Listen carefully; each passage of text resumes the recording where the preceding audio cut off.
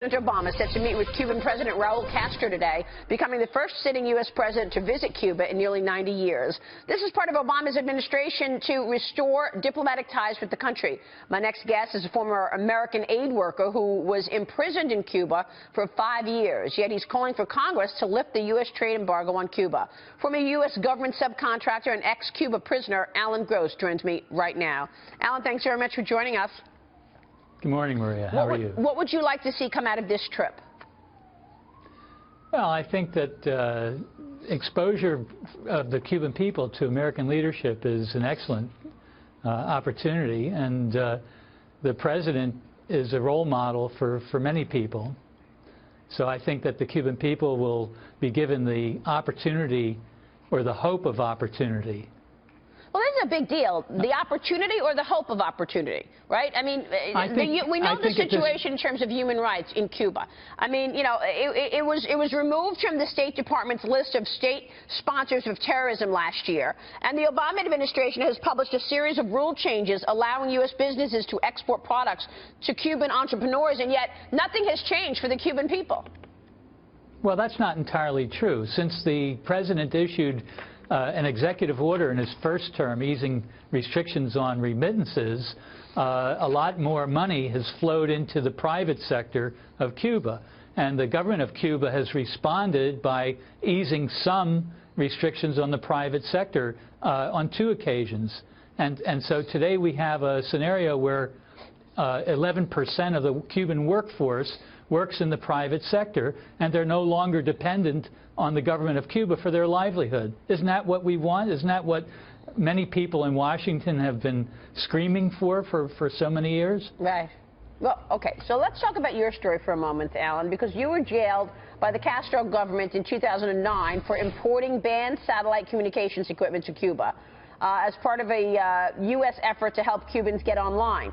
You were freed in December of 2014 as part of a prisoner swap that paved the way for the reestablishment of diplomatic relations between Havana and Washington. Can you tell us a bit about your story? Well, it wasn't a very happy 5 years for me in Cuba. What was it like? It was really terrible. It was terrible being separated from my family, and losing freedom is something that is an incredible experience. Not being able to go outside, not having the freedom to do anything. I could only exercise, get my 10,000 steps in by walking around in circles for essentially 5 years. But now I'm a happy camper. I'm home with my family and friends, and I can walk great distances in a straight line. And it's really pretty good. So what has changed in Cuba? Yeah, what has changed in Cuba from your standpoint then, since when you were jailed? Well, first of all, internet is now legal for Cubanos. It was legalized in June of 2013. The cost of internet access, even if the service is not really a great service, but the cost of the service went from $6 an hour to $4.50 an hour. Now it's $2 an hour. The government of Cuba has been opening up internet centers around the island and creating Wi-Fi hotspots for those with smartphones to use. And I think that's an incredible development. It doesn't excuse the government for 50 years or 55 years of bad experience, but it shows that they're taking somewhat of a pragmatic approach. And my view is that information is food for the brain. Information and access to it should be a human right, should be considered a human right. And I think the government of Cuba is just starting to realize that without food for the brain, development is thwarted. And their development economically has been tremendously thwarted, not by the embargo, but by their own policies. So what policies do you want to see changed? Well, you know, the 11% of the workforce in Cuba is in the private sector now, which means that the government of Cuba is starting to get out of the way so the private sector can flourish. I think that our government needs to do the same thing and lift the embargo. Let me ask you about what Dr. Manny Alvarez told us earlier. Earlier we spoke with Manny Alvarez. He's best known as Fox News' senior managing health editor, but he's also a Cuban immigrant. Here's what he told us about the president's trip. the Cuban society, even today, gets monitored constantly. And I would argue even the Cubans' government keeps a tab on all the Cuban Americans that are here. They know what I do or where I'm, the things that I'm saying. Wow. So it's still a society that is quite controlled by the government.